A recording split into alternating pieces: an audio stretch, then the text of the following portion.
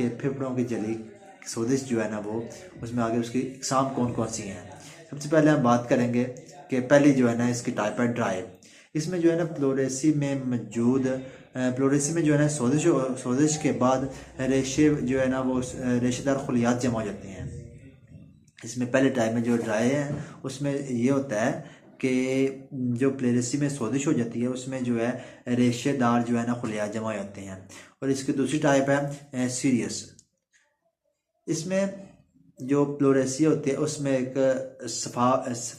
सफ़ेद मादा या शफाफ मादा जो है ना हम इसे बोल सकते हैं वो जमा हो जाता है। और इसकी जो तीसरी टाइप है वो उसको हम प्लूरेलेंट बोल सकते हैं।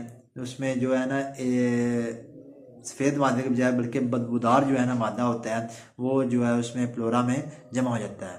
बेसिकली जो एक जली होती है उसे बोलते हैं प्लोरा ही है।